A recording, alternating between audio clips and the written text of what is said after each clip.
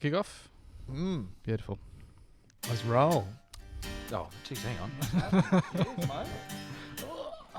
Lucky you got long arms.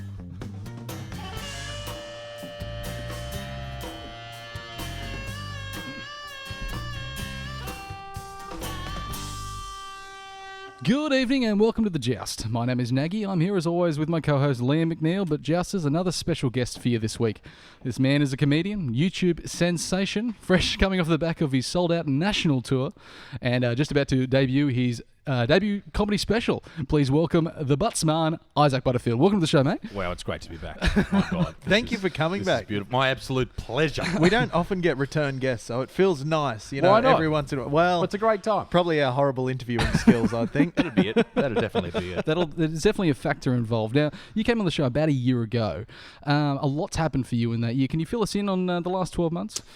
The last 12 months has sort of been like a whirlwind because this time when we spoke last year, I was probably sitting around, and I make YouTube videos, Yeah.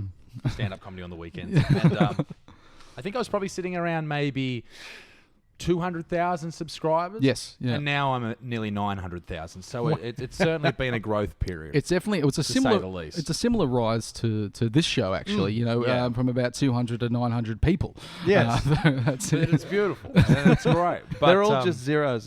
Any way you look at it, they're just zeros. That's it. That's it. So this time last year, I was planning an Australian tour, which only consisted of about 9 shows, and then it ended up blowing out to nearly 60, and everyone sold out. So it's been a very interesting 12 months, and I mean, you know, I've done a lot of other things in between that. I recorded a comedy special.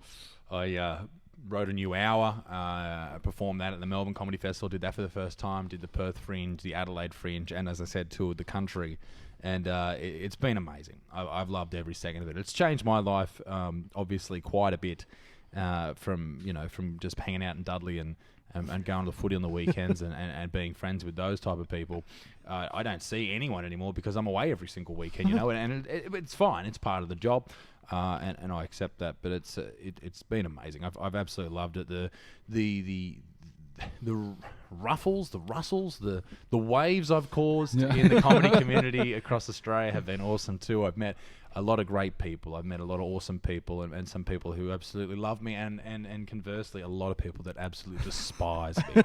And that's fine as well. How's that been? You say you spend a lot of time indoors, and how is it like as your image and your the waves that you're making grow, stepping out even to places down at the shop, walking the dog and things like that? Is it more like more friendly waves or more people that want to take you up on that one thing that you said 6 months ago? I've had only probably 2 or 3 examples of people trying to fight me. Yeah. Only that's not too bad. 2 or 3. One was a vegan dude in Adelaide, and he had just stormed my show. And I was doing I do a meet and greet after every show where I meet everyone and we talk and I sign autographs because I'm a big deal. And I and this dude just storms in, massive dude about my height. So I'm about 6'8". He was about my height. He's got a camera crew with him, and he's like, "You fucking said this about me and all this stuff. You need to apologize." And I've just turned on straight away. I was like, "I'm not apologizing. You're a cocksucker." Fuck you, mate. Like, he's not going to punch me in the head. We're in front of all these people. Nothing's going to happen here. It's going to be fine. But then I was at the Green Roof recently, and there's this piece of shit, redheaded piece of shit. I've already said piece of shit. And he tried to blue me in the ATM line because he said I was a racist. And I said, "When have I ever been racist?" He goes, "You know what I'm talking about." I was like, "No. No, I don't." I feel like only 2 or 3 fight challenges is pretty quiet for Newcastle, though. Usually you can't step out at a licensed venue without at least one a week. But it was funny. It was on Anzac Day, and 2 minutes earlier, I was just talking to all these ex-army dudes. It was 2 or 2 or 3 not Secret Service, Special Forces guys. And he said to me, "Mate, anyone fucks with you, you come and get there, and I'll fucking headbutt him." I was looking for that dude. I was like, "Where are you?" But out of every single person that I meet, the vast majority are very, very positive. I was at Post Malone in Brisbane recently, and I decided to travel to Brisbane because it's a 30-minute drive to the airport and then an hour flight. It's easier than going to Sydney, right? Yeah. That's true, yeah. It really is. And I fucking hate Sydney. So I did that. And I think, and this is not overestimating, this isn't being ridiculous. I'm not being hyperbolic at all. I think I got at least 450 photos that night with people. Wow. It was insane. So every time I went to the toilet or whatever, went to the bar line, like lines would form around me. It was insane. And at one point, the security had to come and get me and like help me back to my seat. Wow. It was awesome, but it was also just, it was unbelievable. That's incredible. Yeah. So it's been an amazing 12 months. It's, but also in saying all that, I feel exactly the same. Nothing has changed. Yeah. It's really weird. Like you think that because all I ever wanted to do as a kid was be a stand-up comedian. And now that I've done that, I am in that position. I thought I'd be like, oh, I've made it. I've done it. But in reality, nothing's changed at all. Just a few more people sort of know me and I've got a weird job. And that's it.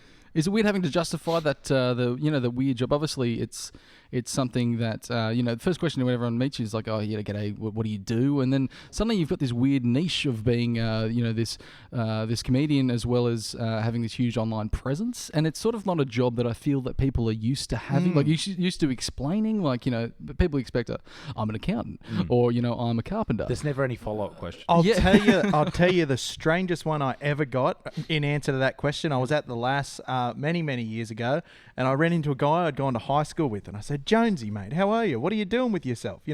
As you always do when you haven't seen anyone for 4 or 5 years. He said, what are you doing with yourself? And he said, I've just got back from Mongolia. Yes. I said, what are you doing in Mongolia, Jonesy? He said, my dad was establishing the first ever wind farm in Mongolia, setting up those enormous fans. Not fans, what are they called? Windmills. Windmills. To power the capital city in Mongolia. And I've never really wanted to ask that question again because I feel like when I ask that guy... You're never going to top windmills in Mongolia. I'm not going to top it, but I feel like you may have topped it, You've got that job description where people just look at you and go, oh my God. Yeah, people That's don't incredible. really know. I tell people I'm unemployed. Yeah. Because that's what I like doing. Because people like... Especially like some people just go, oh, people look at you differently when you're unemployed. Like, what do you do all day? Oh, nothing. I was just at home. Just chilling. But my days are pretty busy. Like I write all day and I either make videos all day or I perform, or not perform, but perform to a camera by myself sort of thing. And just write and make videos, edit. That's pretty much my day every day. And which you've moved into now. You started doing more with open mics and stuff. You mentioned in your special Behind the Beard, a lot of it started with open mics and stand-ups, and then you moved into the video creation. Why was that? What was it about the video side of things that really took you? The thing is, stand-up is, forever and a day, it was all about doing open mics, and then you'd eventually meet a manager, and they would take you on this journey where they start to get you involved in this and this and this, and then you'd be a star. And that's just not how it is anymore. Yeah. You don't get picked as a successful comedian in Australia unless you fit a very certain niche. You have to be marketable. You have to be able to be put on Channel 10 or the ABC, and you have to be very, very nice, and you have to fit everyone's delicate sensibilities, and you have to not offend people. And that's just not me. That's not what I enjoy. So I was getting nowhere. I was doing like the Newcastle. There's not much of a Newcastle scene, and there wasn't then either. And and I was doing that, and I was traveling to Sydney every now and then, and leaving work at 5 o'clock to get to Sydney by 8. It's just annoying. And you do 5 minutes, you don't get paid, and you drive home. You get home at 1 o'clock. And you're in Sydney as well, like you said, terrible place. Terrible. We don't care for Sydney. Not on this at all. podcast. Awful. I hate it. So then, after about 5 years of doing that, I came to the idea that, okay, this is just not the way to do it. And even though it's really looked down upon in the Australian comedy community to do YouTube videos, I thought, stuff it. This is how everyone who's successful is making money, and they're becoming a big successful comedian. They're developing an audience. This is the way to do it. This is the best way to reach people. This is the future. And I went out and I finally decided to make a video. And that video was a Dickhead's Guide to Newcastle. And it's been almost 2 years since I released that. And as I talk about in the special, it took me about a year to get to 1,000 subscribers. And then just one video clicked, and it went from 1,000 to 150,000 in a week. So the growth was very rapid and has continued to go quite rapidly. I'm aiming to hit 1 million by my birthday in the middle of July. So that's the aim. But through that, I've developed an audience. I've been able to go on tour. I'm about to go on another tour, which is going to be a world tour. I'm doing America and Europe as well. Oh, wow. So that's massive, right? That's massive, and I never thought I'd be able to do that, but here we are. And that's all thanks to me taking a bit of a chance and putting a lot of hard work, putting in, 2 or 3 videos a week for non-stop for the last almost 2.5 years now. So that's just how it sort of came about, and pretty much giving up a social life and all that type of shit, and just doing it, getting it done, and fucking no. And then there must be some universal truth with going on a world tour. You know, there must be some core, some heart of it that everyone around the world all seems to agree. Yeah, I'm right. Excellent. But no, it's been great, and in all honesty, like, I'm just glad I took that chance, and a lot of people still talk shit and say, you know, he's just an internet comedian, and those people can suck me dick. There's you speak about how early on there wasn't much comedy scene in Newcastle. I believe for a long time there was absolutely nothing. Maybe there was an open mic night at the Ori where you'd get a lot of the people sort of reoccurring and doing the same 5 minutes and things like that. Interspersed with the various violences that would occur at the Ori. And it was a violent venue, man. Sydney comedians wouldn't go there because it was known as one of the hardest venues to do. But I used to love it there. Yeah, you mentioned in Behind the Beard again about, you know, people getting beaten up in the toilets, the odd glassing here and there. Yeah, there was one comedian that got, like, just King hit or something from behind in the toilets at the Ori because he said something to someone. And that's just what happened there. It was just because, you know, the Ori's sort of like, it's on that narrow stretch where, you know, people are on a pub crawl or whatever, and just people just come in there and just carry on like pork chops, and that's what the comedians were performing to. But on your point, there was also... the Crown and Anchor had an open mic night, and that was great as well. But as you said, the same comedians would get up and just bomb every single week, and it's just not a good environment to be in. Just those terrible humans. Anyway, a lot of off the back of your own hard work and your own rise to prominence. Now Newcastle has its very own comedy festival, be coming in the next few months to Newcastle. That must be nice to see an industry which you helped create and prosper yourself, as well as a regular fellow and a good friend of the show, Andrew Millos, as well, was one of the early pioneers, I think, as well as Newcastle comedy. Is it nice to see something like to grow where there was nothing before? It is, and a lot of that comedy festival has a lot to do with me. And, because Andrew didn't want to do it, and then I was like, just do it for Christ's sake. He got funding off the local council, government, council, and he said, "How do I get it?" I said, "Just ring them." And he's like, "No, that won't work." I said, "Just do it for Christ's sake," and he did it, and he got it, and that's great. He hasn't got me involved in the festival, unfortunately, but you know, that's right. He's got his people that he likes to pick, and they all don't like me, and that's fine. They don't want to put me in the same. I see. Wow. Yeah, that's okay. That's okay. If you want to go see, I won't name names. No. But it's a very exciting time for Newcastle, obviously, to have this festival, and it's a very exciting time for Newcastle to see a bit of bloody success on the football field. Three in a row. Three in a row. I think I can remember the last time we did an episode where we won 3 in a row. And there was lots of yelling, and it was 99. 99. Yeah. We were just children then. It was someone messaged the page and asked, said, when was the last time that, you know, you'd be happy that you're celebrating 3 in a row for the first time? I said, well, no, it happened in 2017, but we still got the spoon. And that was a weird time. I think that was the last time we celebrated winning 3 in a row. Yes, yeah. That spoon year. The spoon year. Terrible. Because we won 5 games that year. But it was, obviously it's good to see the boys, just this year was meant to be our year, and it wasn't at the start, and then now it sort of looks like it might be. And to get over the Bulldogs, who are probably the worst team in the comp at the moment, but just to keep adding to it, and now suddenly there's a bit of energy, there's a bit of building. We're just outside the 8, which is exciting. Sorry, let me go. Do you get to watch much footy on the road, or does your set times generally line up with when football is being played? Man, I only ever watch the Knights play. I don't give a shit about any other teams, and I just don't even follow it apart from the Knights. But I didn't see Saturday's game. I was at a premiere. My own premiere. I was at a premiere. I couldn't watch it, but I did catch the plane home the next morning with the boys. Oh, the lads. And none of them said hello, but that's all right. I'm not angry about that at all. Well, I would be. I was filthy. Think reasonably you should be, yes. Was there anyone in particular that didn't maybe look the other way? Or David Clemmer. He's a big pussy. He's scared of him. He is. He knows who I am. I've done a gig in front of him, and he heckled me, and I destroyed that bald man. Okay. But that's all right, Dave.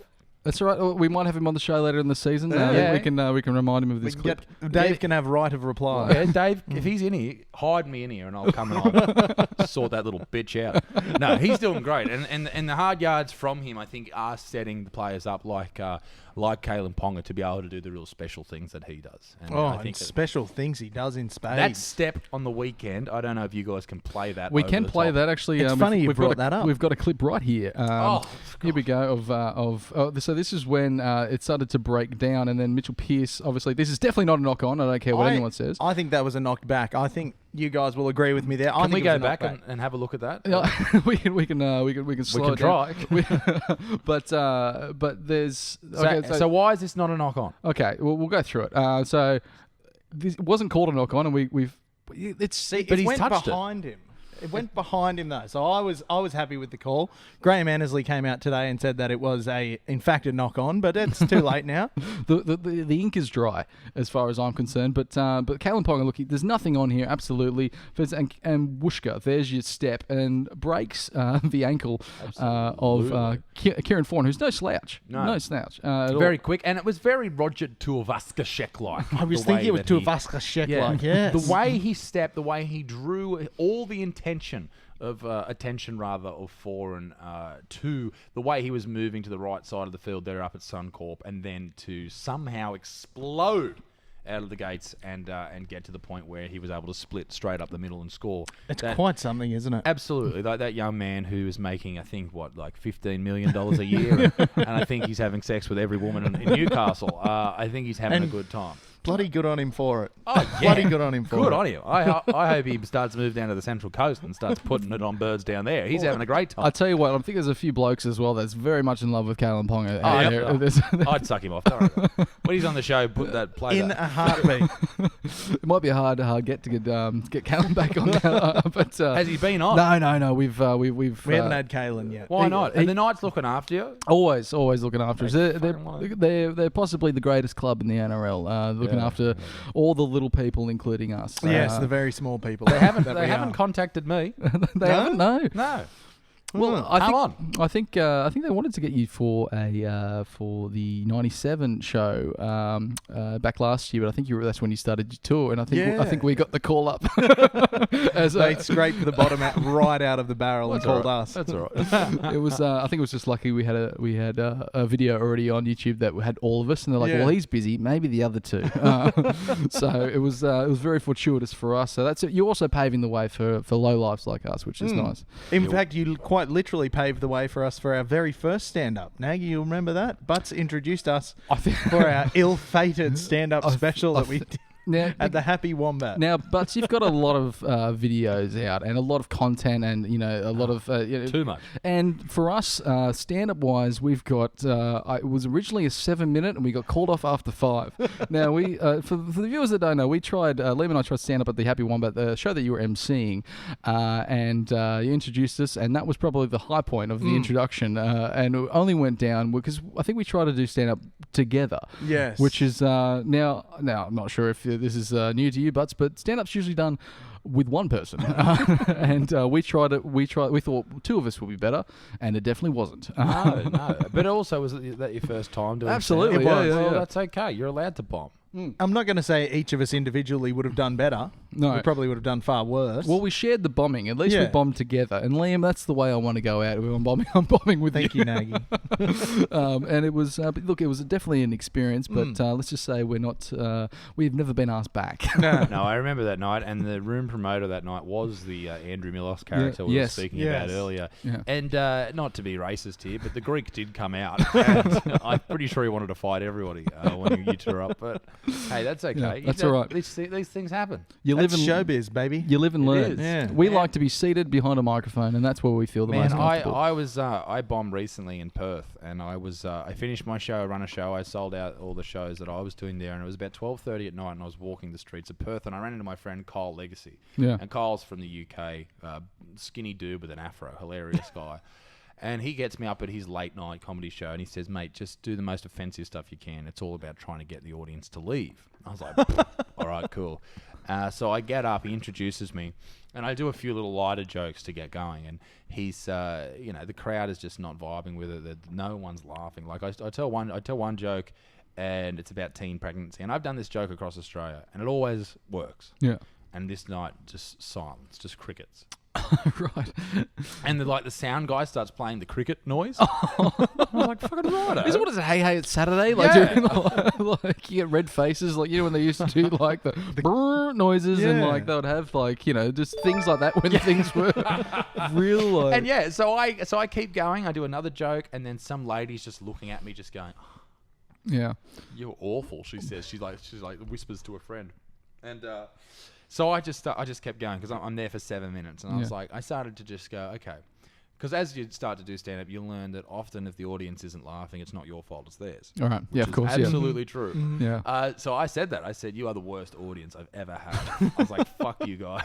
This is 12 o'clock at night. And in Perth, it's like 3:30, 4 o'clock at home. And this was just a chance walk by. You're walking. You're almost doing this guy a favour. Yeah, I 100% doing you a favour. Yeah, Filling yeah. his show. So then I just get racist. And, well, not racist, like in a nice way. Yeah, and yeah. I start doing jokes about women Yeah. and all this type of stuff. And the audience hate me. And then this woman starts like giving me the finger and all this type of stuff. I said, you're a C word. I called a woman. So anyway, I get off stage and they're all booing me. I'm like, nah, I'm staying on. I got 2 more minutes. I just bombed terribly. And I walk off. And Kyle gets back on stage and he said, I've got to let everyone in on a secret. I told everyone before Isaac got up not to laugh at anything he said. So I've just abused this crowd. Yeah. I've just attacked them with everything. Yeah. I'm tired. I'm a little bit drunk. I'm angry. I've almost turned into a Kramer moment. I've just gone absolutely ballistic, called this poor woman a horrible word. Yeah. Although she probably deserved it. Yeah. And it was just because Kyle told him not to laugh. Is that surely? I always think bombing. Like obviously, Liam and I dipped our toe into it and bombed once, but we'd bomb anyway. But like surely that's the worst joke you could be played on. Like obviously, like the worst prank is having like a manufactured bomb. Like It was shit. I was so angry. Like ruined my whole my whole run at that festival. I was absolutely filthy. I still haven't forgiven him. I hope he gets deported. Reasonably so. Absolutely. I'm going to get Peter Dutton on the line immediately. But he's a good friend of the show. We'll get him. We'll get him on for you. We'll get Karen to get his. Karen will fax over the info. We'll get Peter Big on. night supporter. Favourite player was actually George Carmine. That's funnily enough. Hollywood George George Hollywood Carmine. We're going to take a halftime break and we'll be right back with more Joust in a second. Thanks, Justice Bay. He set you up just to bomb. Yeah. All right. Ooh. Welcome back to the second half of the Joust. We're here with Issac Butterfield now. Butts. Now you're travelling around a lot. You're on the road. A lot of venues, a lot of pubs, and you see a lot of beers in your time on the taps there, maybe from the stage. But do you have a favourite beer? Yes. Yes, I do, Nagy. Thank you for that wonderful introduction. My favourite beer by far would have to go to a local company, and that's Murray's Brewery, because they've recently come out with this amazing drop. It's 262 Nova Castria Brew.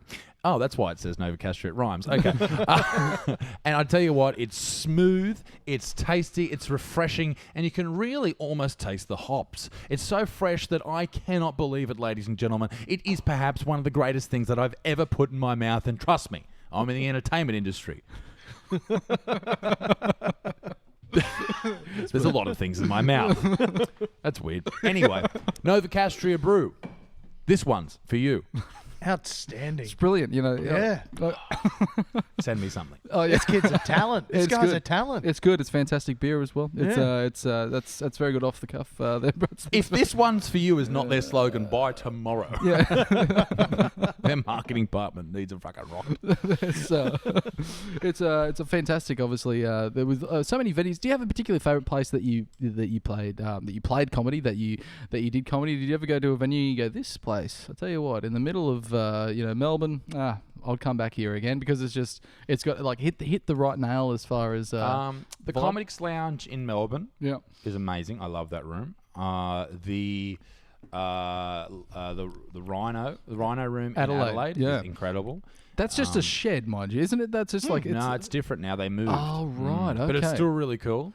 It's the only crowd I've been in front of when there was only like 170 people in there, but Yeah. I was like scared with the noise that they were creating. It was really full on. Right. The only other one I can sort of think of off the top of my head was Where I Feel My Special, which was in Chatswood, I think, just off the top of my head, which is a beautiful theatre. Yeah. And where I'm doing my Newcastle show this year, which is at the Civic Theatre, which I can't wait to do because that's where I always wanted to perform. So to do that's really cool. And I'm doing the Enmore as well in Sydney, which will be really cool.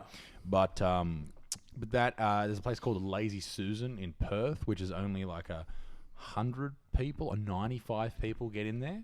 And it's small and it's sweaty and the ceiling's like this high. Yeah. That sounds like the Rhino Room that I went to in Adelaide. Yeah, it was There's some cool rooms across the country, but there's also some really shit ones. Some real stinkers. In Port Macquarie, I had a balcony. I was on top of a balcony just talking down to people. like Caesar. Yeah. There used to be a nightclub. There used to be a nightclub in Port Macquarie, similar to theme that again the roof was about there. And well, so what's that the roof pub in always town? used to sweat. What's that pub in town that's got the real low downstairs area right next The Grand. Yes. Yeah, the Grand. Grand. Well, They got the underground, they used to call it. Yeah. But is that place still open? I don't know. The Grand is. The pub is. No. Yeah, well, the Grand is still open. I don't know if they still do anything Don't know if it's underneath. downstairs. I don't think so. It's right across You the know road. my favourite pub in Newcastle? What's that, Liam? It's got to be the Commonwealth Commonwealth Hotel. Hotel, ladies and gentlemen. I go there constantly. It's a wonderful venue. He's often to be seen there. But and everyone's often the who's who of Newcastle is there, and everyone else. So it's a collection of people that are quite prominent and important, as well as everyone else that you want to see. Schlubs like us. Schlubs like us are also there. And don't forget, Moorish Mystery Mondays is on every Monday at the Commonwealth Hotel. 3 courses brought to you courtesy of the head chef. Whatever they wish to bring you that day. You don't know what you're signing up for, but it is absolutely magnificent. Every time that you go there for Moorish Mondays on a Monday from 6 till 8:30 p.m. I've seen some big names at the Commie over the years. Milton Friday used to hang around quite a bit. Cooper Vuna. Junior Saul. Junior Saul. Junior He Saul, was yeah. there quite a bit. There's some few other players. Brian Carney. Yes. So everyone that's played about 30 games for Newcastle. Yeah, it's once you get past that stage. I'm trying to think of the one bloke who Keith Lulia. Keith Lulia. Wow. Yeah. The worst player that ever played for the Knights. He used to spend a bit of time there. No offense, Keith. No. And no offense to the Commie either.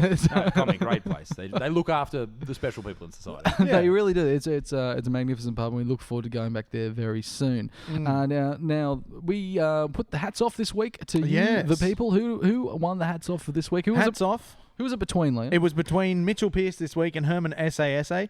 Mitchell Pearce took out the vote on Facebook with 62% and 49% on Twitter. He had 102 run metres, 1 try and 440 kicking metres. Herman SASA obviously came second. He had a really good game, 144 metres, 47 post-contact metres and 8 tackle busts.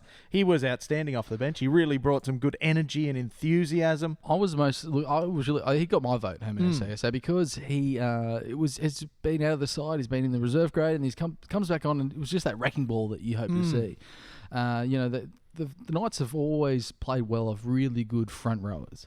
But you might be aware of this. But through the 90s, the Never heard of him. the Knights had a couple of bloody fantastic front rowers that won them a couple of premierships in the end. So it's and that's where we really our strength is, and that's where it hasn't been for so many years as well. The props win games. The props win games. As much as people like to think it's all about the backs, if you don't set a good platform from your forwards, then you're just not going to get anywhere. And sure, we've had big props over the last 15 years or so, but none have really stood out as people who are aggressive, angry, and want to hurt the opposition. I hope that is what we get with people like SASA and Clemmer and these type of guys. People who are actually angry, want to put a dint in the opposition. Because you're right, it's something that has been really missing from Newcastle sides of recent memory, going as far back as I can remember. Absolutely. I mean, the last one that really stands out is probably Josh Perry, and I'm pretty sure he retired 2011, I think. Oh, no, he played Manly. He played in 2 grand finals with Manly as well. He did. So he played in 3 grand finals. Good God. Because 09 Manly, 11 Manly, and 2001 with the Knights. That's insane. I was always a Matty Parsons fan myself. Loved Matty Parsons. And that's a only good big man. That's and he was big. How tall are you in centimeters, Butts? 203. 203. I think he was 201. So you've even got a couple of centimeters on Parsons. Yeah. Wow. He was the biggest man in the comp. He used to play football as well. For many years. Dudley Magpies. Mighty Dudley Magpies. Yeah. I only retired 2 years ago, and I don't think I'd go back. I'm probably I'm going to try and break my fucking jaw. But I do miss it sometimes. But also, I was watching the boys play the other night, and people are just breaking arms left, right, and centre. I was like, I'd much rather just be a tough man behind a computer screen. That's a lot easier. There's speaking of a few injuries, so we'll just finish off the game quickly against the Bulldogs. We took the lead very early. They came back, but we managed to with that Ponga try that we showed just before, they managed just to steal the game back. Sort of the kind of grit and guts that we hadn't really seen for the first half of the season. Yeah, there was about a half an hour in there where the Knights' attack kind of started faltering, and the Bulldogs very much were on the attack for a bit, but the Knights' goal line defence I thought was very good. There was a period of about 5 repeat sets or 5 sets in a row that the Bulldogs had on the Knights' line, and they weren't, to be fair, they weren't throwing too much at the Knights, but Knights managed to repel everything the Bulldogs threw out and managed to hold them out, which I thought was good because that defensive steal I don't think we get from the Knights last year, the year before that. 2 years ago, we would have leaked points, soft points, just out of fatigue. They would have just put a front rower, a big guy, big aggressive guy, and we would have gone, oh, they got one through the middle. They just don't do that anymore, which is nice to see. Liam, who have we got next week? Next week, we've got the Dragons. Now, the Dragons are off the back of 3 losses in a row. They're not in good shape at the moment. They're sitting in 10th, just behind the Knights, who are in 9th. And they've got plenty of injury worries this year. They've lost Corey Norman. They've lost Gareth Widdop earlier in the year. Tyson Frizzell's been in and out with some injuries. Obviously, there's the DeBellin debacle. Why has no one called it that? The DeBellin debacle. I think it's a little bit more serious than the debacle if he's found guilty. But it's an alliteration. Yeah, they never really called it the Rolf Harris debacle. Fair call. That's probably good, actually. But, we've got Edric Lee and Connor Watson have been named to play despite a wee bit of doubt from injuries sustained on the weekend. Inside scoop, Connor Watson was seen by a bearded man at the airport in a boot. Yeah. Ooh. In a particular boot. I don't know what you call it. Moon just a boot. boot. The Moon boot. Yeah. And Edric Lee, I don't know. I didn't see him. But, I can confirm that Connor Watson isn't out. Isn't out. Well, no. You've heard it here first. Well, you got to think, if Watson's out, that opens straight up for Mason Lino to come back in. inside. And then if Edric Lee's out, I think you'll probably see maybe Hunt go to the wing and Sione. But I did back into also centre. speak to the Knights doctor, who happens to be my doctor as well. And he confirmed to me, when I asked him the very important question, how's the injuries looking? He said, not too bad. Good. That's good. That's good. That's He's a doctor to the stars. a clean bill of Wow. health. It's do you have to get do you have to work your way up? Obviously, being a prominent figure of Newcastle now, do you get upgraded doctors? Do you go in to see a doctor and they say, actually, you're now seeing the celebrity doctor, also the doctors of the Knights? Pretty much. A door opens and lights shine. Pretty on much. At Woolies, they give me the real food. They actually take me to the actual store. Everything else is fake. So, no, it's good. When I go to the Asian Star, the brothel, they take me away from the ladies with the penises. And, it's very nice. You get the celebrity Well, treatment you're missing out, Butts. You're missing out. all around. Oh God, Liam. The Joust brought to you by the Asian Star. That's our new one. That's our new sponsor. It's but it's a business that's always been there. Speaking of, That's it. It's a successful Newcastle small business. What more could you want to endorse? Run by Novocastrians, Yeah. for Novocastrians. when you've gone around the country, Butts, and How you've many brothels have I visited? Heaps. and you come back to Newcastle, I always think that I spent a bit of time living away from Newcastle, and God, I missed it. What's it like? You go away and do a show, do a thing in another city, and you come back. I think Newcastle is a special place for me. Does it have that same feeling for you? I've been everywhere in Australia now, from Broken Hill to Cairns, and Newcastle's my favourite place. It's the greatest city on earth. I love it. I honestly do. I just think it has the best obviously I live here, but like the combination of the beach, everything's so close. You know where you're going. It's easy. It's simple. And it's nice. The people are good people. It's structured quite well. There's a tram now. That's cool. It's not even free. Whatever. But yeah, no, I think I like where Newcastle's going. I like the tram. I like the way that they're doing all that shit up. Like, good on them. Why not? It's all Bloody oath. It's all happening. Newcastle's a funny place as well, just because obviously it has a real small town vibe. Yeah, It does. Yeah. You two are related. That's all. Speaking to that small town vibe. That's Yeah, true. We yeah. are too. We are related. Yeah, no, that's. But we're distantly related. But I think everyone might be distantly related in Yeah, Newcastle. I had a. Well, because Liam, you had a bit of an incident when I was in mid high school. I think about year 8, year 9. I started dating a young girl. Not a young girl. Sorry, she was of the same You were age. young I also. was young also. Yeah. So I started dating this girl and went home proud as punch. And went up to my dad and said, "Yeah, cop that, Dad. I'm seeing a woman."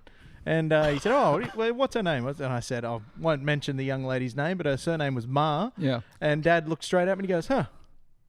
Your grandmother was a ma. You reckon your cousins?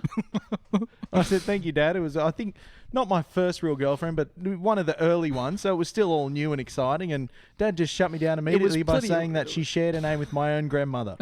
But it's funny the things you learn about people you didn't know. In fact, I've got one thing that I learned about you, Nagy, that I'd just like to find out. 1 second. Just let me just do my research right here. I'll keep going. Don't worry about it. Are you aware of a female by the name of Sigrid? Sigrid. Don't know her last name. Yeah. She messaged me on Instagram yesterday, and she said, just a friendly heads up, Nagy from the Joust podcast is a closet cyclist. Now, I didn't want to be the one to break it to you, Butts. I'm so sorry. I don't want to. I'm glad you serve these in cans and not glasses. I don't want to turn this into an atrocity. Yeah. But Nagy, you piece of shit. Why? I think we could. Look, there's lots of people out there that say a lot of things about people that are, in fairly prominent positions, not including me. But one of the things that was a rumor that I had to fight very hard, and that wasn't that I was a cyclist, is that I can't ride a bike. So hang on, where does this rumor come from? Look, this is just the people out there, the people that... people look at him from behind and they assume there's not a bicycle seat in the world that can support that ass. Are your calves just voluptuous? He is voluptuous. I'm voluptuous downstairs, yeah. You listeners can't see it because they only really see from the waist up, but he puts the hourglass to shame. It's okay. I've got childbearing hips too. Don't worry about it. It must be a family trait. It must be. Time for the news.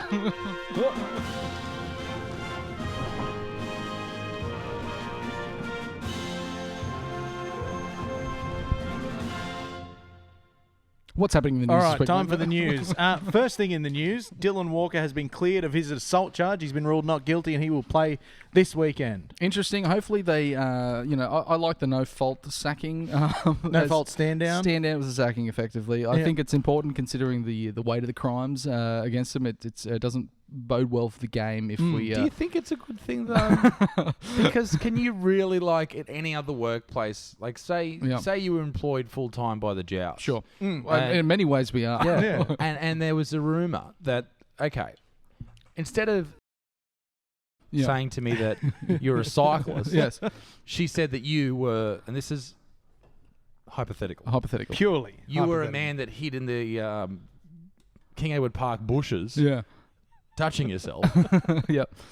And we had to stand you down even though you hadn't had your day in front of court. Would that be a fair thing to happen? If that was the accusation, I'd have a very nervous few weeks. Yeah. I think Nagy would. I think Nagy's the kind of guy he'd be good enough to stand himself down. I think, and put together his case and focus purely on the case. And I couldn't carry the show. It'd fold. My point being is people can say anything, and then with Dylan Walker, the evidence was highly stacked against him. I did see some of the video footage, and it was quite interesting. Look, I think the interesting thing with Dylan Walker especially is that on the interesting topic of domestic violence, when the person that he's still with makes the accusation and calls the authorities and whatnot at the time, there's a few things that you just tick off. And same with Jack DeBellin, which I think is important to remember.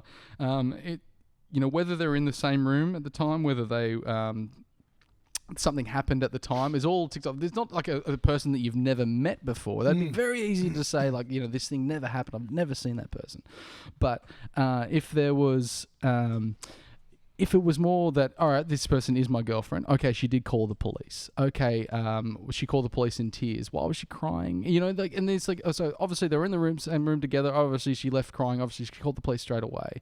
So something has happened there. Sure. And it's like if it was someone that was, if it was the postman that said, that bloke over there keeps touching me every time I put letters through his mailbox, you'd be like, that's a bizarre thing to claim and an easy thing to defend. But if it was something very close to you, I feel like there needs to be some sort of reaction to that. Would you agree, Buzz?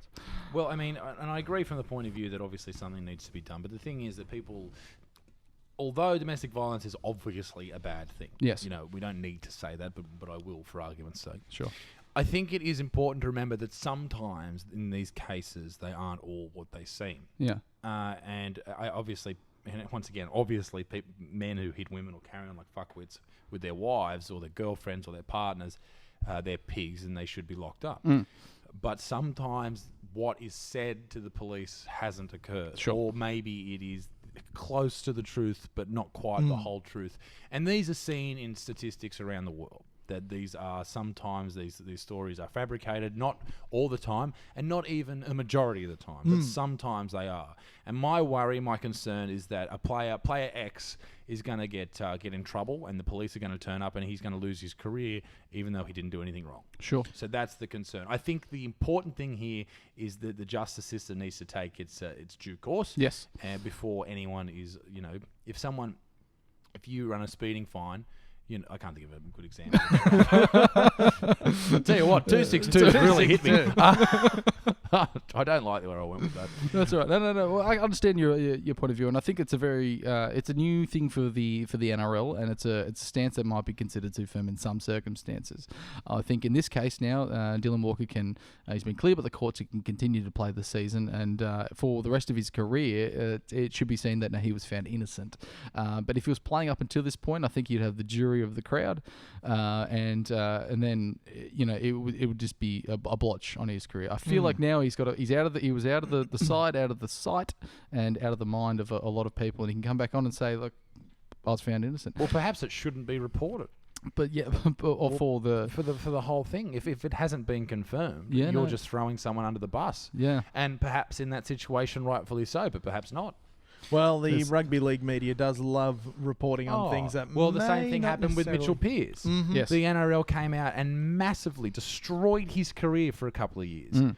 Destroyed his life. That man could have gone through enormous amount of mental health issues. He could have even ended up killing himself because of just a brash decision by the NRL. I thought you said a breast decision. A breast decision. A doggy breast decision. A doggy breast. No, but the thing is, like, that poor dude, he fucked around. He carried on like a dickhead. Yeah. Who cares? Exactly. That's what the NRL should have come out and said. Now, it's cares? funny you bring that up because another item in the news today is that the NRL have come out and admitted that they got the Mitchell Pearce decision wrong. Yes. They have admitted that they were overzealous in their fining and suspension of him. And $125,000 fine. $125,000 in 8 games, I think it was. Mate, if I got fined $125K every time I pretended to have sex with a dog, I'd be in debt. All right? I'd have a lot of debt. $250,000 worth of debt. But it's just ridiculous.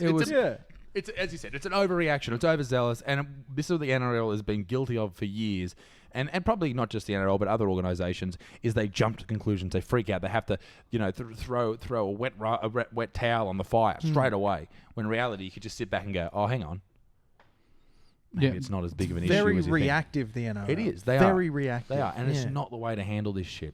If you just came out and Mitchell Pearce, the NRL said you need to go out and talk about it, and Mitchell Pearce come out and said, listen, I carried on like a pork chop. I was pretending to root a dog. Obviously, that's not the best thing to do. Yeah. Kids, don't do drugs. Don't drink alcohol. Don't try and fuck your pets. I'm Mitchell Pearce. Good night. It would have been solved within a week. 100%. Yeah. There's portion of the sorry, then what else go in the news? I was going to say, next in the news, we have to put out an official retraction. Yeah. We told people that James Seguiara would not be signing for any club outside of Sydney, and now he's gone and signed for Brisbane. Immediately. As soon as we said he wouldn't sign for a club outside of Sydney, he's gone and signed for Brisbane. So they've got a good little pickup there, and James Seguiara, who'll be filling in for Andrew McCulloch, I would assume, or swapping with Jake Turpin, who's their young hooker there. McCulloch's out with it. He's out injured, yep. So I imagine he'll form a bit of a tag team with Jake Turpin up there. Also in the news, Jack Bird has torn his ACL and Joey Leilua has a bulging disc in his neck. Now, they're both looking to be out for the season, which has opened up a potential spot in one of the Blues centre spots. I think it's the Jesse Ramian, right centre, which happens to be Jesse Ramian's position. Now, and there is a bit of talk going around that Freddie may consider young Jesse to play in his first Origin series. I'm all for the selection by default. Default, I might chant on occasion. I remember one time we made the Great Pigeons cricket club in our indoor cricket days made the grand final by default because the other team all went away on a bucks trip. So I'm all for Jesse Ramian making his Origin debut because there's no one else. Yeah, it could be the case. It could be the case. With James Roberts horribly out of form. You've got those two who are both right centres. They're injured for the season, and the centre stocks for the Blues are looking pretty thin. So, yeah, could well be Jesse Ramian. Are you all for default selection, Butts, or do you think that... I don't know who Jesse Ramian is, but good on him. I hope he wins. He's been out of the side for a while. 2 thumbs up from Butts for Jesse Ramian. And last item in the news, the Magic Round has attracted 134,677 people over the course of the weekend. That's a few people. Now, are they counting people twice? No. Now, I was reading about this today. They're That's a good counting point. each people once. Each people. Each once. Okay. Each person Good is counted English. once. Yes. No, well, that's interesting. And I was in Brisbane on the weekend, and it was really busy. And I think it's a great thing for any economy that really jumps on board with it and really promotes it. I think the NRL could have done a lot more. They could have had some more attractions. They could have had... Why they don't have a Legends game, number one, is absolutely atrocious. Why they don't have the female competition playing. Why they don't... I don't try to think of other people who can play. Why they don't have me there. But I think... And what I heard on the weekend is that they're talking about trying to get it to Newcastle. And I think that would be absolutely fantastic. Oh, that'd be bananas. The Legends of the League one? The Magic Legends Round? of the League is coming. Yes. But the Magic Round... Imagine that Newcastle, to have the stadium sold out at every single game. Ooh. Oh, right. I like that idea. It would be, and that'd be this town would actually go and watch. Yeah, because there's a lot of people who still from before the Newcastle times have their own team that they support. A lot about Tigers fans, a lot of Para fans, a lot of Dragons fans. I think you'd get like you said, you'd sell it out every day of the round. I would think if you had it in Newcastle. Sure. Well, there you go, Todd Greenberg again. He listens to the show. Big fan of the show. Big fan. So we'll put that to Todd. Good on you, Todd. Well, you fucked up everything else. You might as well get some right, dickhead. Time to open your sack, Liam. One more. There, it's a huge zipper on your sack. Zipper. It goes all the way around. All right, Jesse Forbes asks, first of all, Danny Levi has been playing good football. Do you think the Knights should retain him based on current form, or do you think the ship has sailed? I think this, obviously in the last 3 games he's played well, but we're looking at him with rose-coloured glasses, and those colours are also reflecting wins. If we'd lost maybe a few games, we'd be a little bit more critical. Knights fans are good at being critical. Yes. I think everyone's been good at being critical, really. But as soon as a few wins string together, things look positive. We think we can win the comp. Would you agree, Bart? Yeah, it's an attitude. Winning is an attitude. Once you get a few wins on the board, you start to change the way you sort of look at games. The feelings in the sheds are different. The feelings after games are a lot different. You get to training and it's a lot different. With Danny Levi, he's a good player. He does his job, but he doesn't have that sort of special... I don't know. He doesn't have that special trait that I think works really well with the Pearce, the Watson, and the Ponga, the pairing, the trio there. I think we need someone there that can really make or break a game. And if we can have that person, that doesn't mean Danny Levi is not a good player. He obviously is a good player. He's playing first grade, but I think there might be someone out there that we can pick up and really put in that position that can fire. Yeah. I think I've kind of got to agree. I think Danny's, had a few chances at Newcastle, and he seems to fire when needed, but there's too many games where he doesn't fire. Yeah. I'd love to see him stay and, fire regularly, but whether or not he can keep his head together and keep that on the go regularly is another matter. I think he's signed to the end of next year, possibly. I think you got 3. You can say, I think get him to the end of this year. Let's play it. There's a lot of jump, before shopping around June 30 and all this nonsense. Let's play out the year, have a bit of a season in review. I think he started slow, and I think the last 3 games he's come alive. My problem is that I'm thinking, of a time with Danny Buderus. Yes. Yeah. So we're comparing, Danny Levi, who is a good player, with one of the best of all time. Yeah. So that's always an issue. Yeah. Next question is from Liam Jones. Liam asks, boys, the Titans are looking at offloading Tyrone Peachy to anyone who will take him, he read tonight. Or that would be yesterday night. Yes. Do you think there's a spot for him at the Knights, or does having Mann and Watson give us sufficient cover? I think if you bought Tyrone Peachy, you'd be buying just another number 14 that we've got ample cover for, another utility. Yeah. He hasn't really shone up at the Titans there. I know he was in the Origin side last year, but I don't think he's kicked on. Playing in the centres up there where we seem to have ample cover, so I don't think the Knights really need Tyrone Peachy. There was talks, there was a rumour that a player was signed by a club that he didn't want to go to. Could have been Tyrone Peachy, and then he was going to in quotes, run dead, and then hope to be offloaded back to a Sydney club. And this, that was before the season even started, and he just hasn't lived up to his thing. That's obviously a bit of speculative dribble that's come from one of the large media organisations or one of the smaller That ones. would be Buzz Rothfield. Buzz Rothfield. We love Buzz on Liam's this show. favourite journalist. He's a dear friend of ours. Dear friend of the show. Love Buzz. Daniel Turner asked, do you think, now this is a bit of a sports sciencey one, guys, so strap your sports science helmets on. Sure. Do you think the fact that there were 8 games on the same pitch in 3 days had something to do with the amount of leg injuries last weekend? Well, apparently, sorry, you've interrupted I the question. actually did some research on this. Yeah. 13 players went down with non-concussion injuries, which was actually the same amount for the corresponding round last year, and also round 5 and round 3. So I think I'd need to look more into the numbers on that, but I don't think it actually had as much of an effect as we thought it might. It's nice to point the finger, though, isn't it? It's, Sandcorp, I've heard it called before, instead of Suncorp. To really look at the numbers or to really look at the stats there, you'd have to look at where the injuries occurred. Yeah. How chopped up with the field was, what did they use as replacements for dirt, was it sand, all that type of stuff. Another interesting one that my old man's always talking about is the type of boots that people wear. So I always wore X-Blades because they're designed for Australian fields, and the other non-name boots that we won't name for legal reasons. I went on the ABC, you can name them. Fucking Nike. I'm wearing Nike right now. Those type of boots are made for English fields, which are a lot different to the Australian sort of fields. Anyway, it'd be interesting to see the correlation between those type of important inputs into the test or into the study and the outcomes. So James Tedesco will never wear screw-in studs because he's done his ACL too many times with the longer who studs. wears screw-in studs? Apparently, some NRL players still do. My old man used to wear screw-in studs. And Big Gilbert ones? Yeah. They'll rip off as well. Like, you look at the boot and go, oh, hang on, I started with 9 and now I've only got 6. And then, you'd have to, then they'll tear completely the threads. And I believe that happened in the 97 grand final. One was in Jeff Tuvey's head. Courtesy of Adam McDougall, a good friend of the show. Good friend of the show. Liam, better wrap up the sack. Better wrap up the sack. That'll wrap up the sack for this week. Just a quick update on the lower grades. The Canterbury Cup had the bye round, but they will play the Dragons at Henson Park this Sunday. And Jersey Flag beat the Bulldogs 32-20, and they've got a bye for their next round. Fantastic. Look, all good things must come to an end, and on this show, like my beer has. Just like look, it's so bloody good that you've drunk all of it. I drank the whole thing.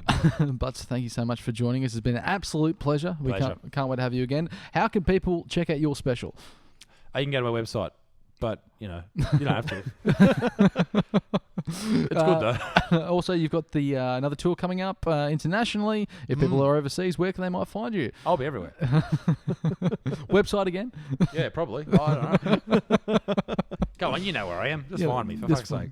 You can find us on Facebook, YouTube, Instagram, Twitter, all those social pipes. Did I forget one, Liam? I think I nailed that. I think you nailed it. I don't usually nail that. If you go to YouTube SoundCloud. and put the letter I in, I'm the first one that comes up. So Well, there you go. I fucking made it. That's huge. Wow. You think maybe iPod or iPod? You think that I would be just something with Apple? Yeah. No, I'm bigger than that. Isaac Bigger Asimov. Thank you very much, Isaac. Bigger than Apple Butts. Thank you for coming on. Bigger than Apple. Bigger than Apple Butts. Bigger than Jesus. I'll take that. He's wearing the sandals.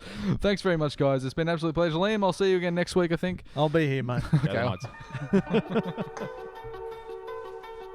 Knights.